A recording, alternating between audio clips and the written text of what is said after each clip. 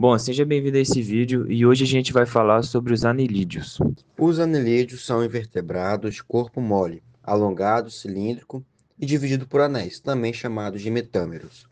Eles são triblásticos, apresentam os três esqueletos embrionários, ectodermo, mosodermo e endoderma. Eles também apresentam o celoma bem desenvolvido. Isso significa que eles possuem uma cavidade corporal cheia de fluido. Há também a presença de cerdas, que são projetadas para fora da parede do corpo e estão localizadas em apêndices laterais chamados de parapódios. O sistema digestório é completo e tubular, indo da boca ao ânus, localizado no último segmento do corpo. E tem um sistema circulatório fechado. Isso significa que o sangue flui exclusivamente dentro de vasos sanguíneos. Também apresenta o sistema nervoso com gânglios cerebrais, localizado na cabeça. Dele parte o cordão nervoso central que percorre a parte de baixo do corpo, com gânglio nervoso em cada segmento. Para compreender a diversidade e a complexidade dos anelídeos, é essencial observar as características estruturais que os diferenciam de outros filos de vermes. Entre essas particularidades, destacam-se a metameria, as quetas e o clitelo, elementos fundamentais para sua adaptação e funcionamento. A metameria representa a principal característica anatômica dos anelídeos e está diretamente associada à sua eficiência locomotora e à organização interna do corpo. Esse sistema de segmentação permite uma série de adaptações estruturais e funcionais que garante a versatilidade do grupo. A metameria é considerada a característica estrutural mais marcante dos anelídeos e desempenha um papel central na organização e no funcionamento do corpo desses organismos. A divisão corporal em segmentos repetidos, interna e externamente, estabelece um arranjo altamente eficiente que favorece a coordenação dos movimentos, a distribuição de órgãos e a especialização de funções ao longo da evolução. Com essa segmentação, os anelídeos conseguem realizar movimentos precisos, explorar diferentes ambientes e até regenerar partes do corpo, demonstrando a versatilidade desse padrão anatômico.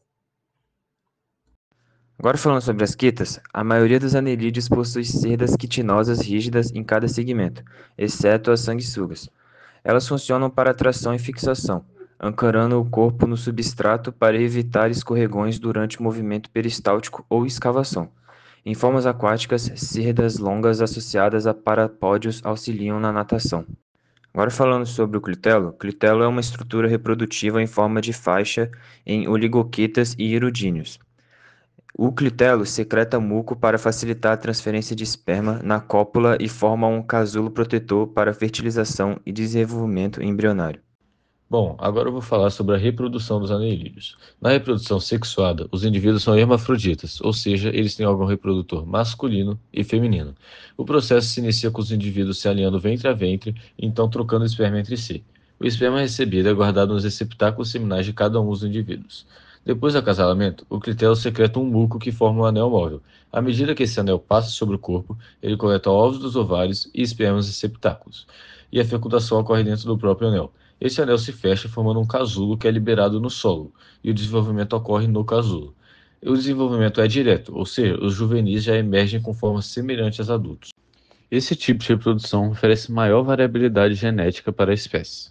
Na fecundação externa, os indivíduos são dioicos, ou seja, possuem apenas um órgão reprodutor, ou masculino ou feminino. Nesse tipo de reprodução, os indivíduos liberam seus gametas na água para que eles se encontrem e ocorra a fecundação. Para que esse encontro seja mais fácil, algumas espécies realizam um enxaneamento, que se baseia em algum fator ambiental, como mudança nas marés, fase da lua ou temperatura da água, para sincronizarem o momento que vão liberar seus gametas na água. Nesse tipo de reprodução, o desenvolvimento é indireto, ou seja, eles iniciam numa fase larval e então se desenvolvem para virar um jovem anelídeo. A reprodução assexuada pode ser de três tipos: fragmentação e regeneração, brotamento e paratomia.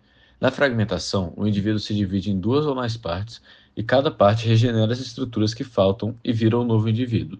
No brotamento, ocorre a formação de uma protuberância que cresce e se solta formando um novo indivíduo. E na paratomia, ocorre uma fragmentação em que segmentos se multiplicam e diferenciam enquanto ainda ligados, depois eles se separam. A reprodução assexuada oferece uma reprodução mais rápida para os indivíduos. Agora eu vou falar um pouco sobre as estratégias de sobrevivência dos anelídeos.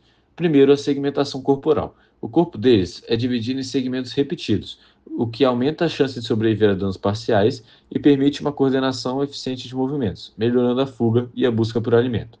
Segundo, a regeneração. Algumas espécies conseguem regenerar partes do corpo.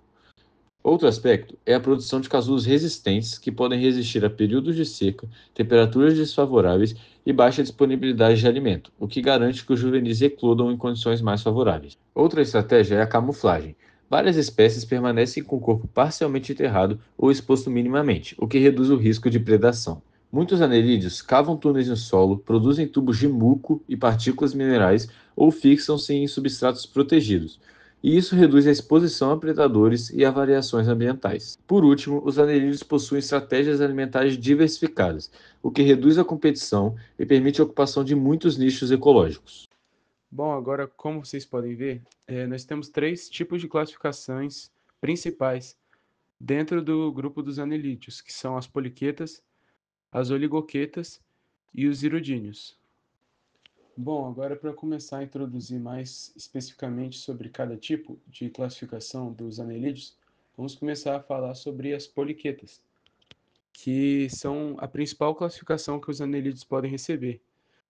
Então, as poliquetas, elas são em 12 mil espécies aproximadamente. E alguns números variam, assim, mas existem em torno de 12 mil espécies. E são espécies que são exclusivamente marinhas, geralmente encontradas em profundidades abaixo de 5 mil metros, ou por essa região de 5 mil metros. São caracterizadas por possuírem cerdas evidentes.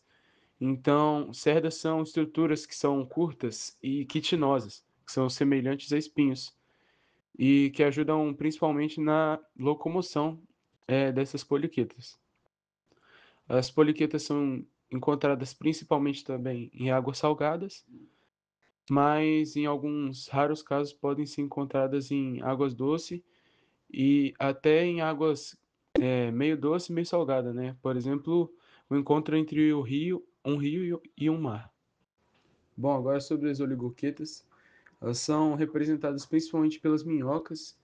Então, nós vamos ter de 3 mil a 4 mil espécies que são muito semelhantes à minhoca, né? Que vão ter essa característica de corpos cilíndricos, divididos em anéis, e vão ter uma locomoção feita geralmente através de contrações musculares também, porque diferente das poliquetas não vão ter, as oligoquetas não vão ter cerdas, então a locomoção delas vai ser através de contrações musculares. As oligoquetas também são geralmente encontradas em ambientes terrestres. E uma oligoqueta que vale citar como curiosidade é o minhocuçu, que é uma oligoqueta que é uma minhocona, tipo uma minhocona gigante, nativa do Brasil e pode chegar até a mais de 1 metro de comprimento. Bom, agora vamos falar sobre os iridíneos, que é a última classificação dentro dos anelídeos.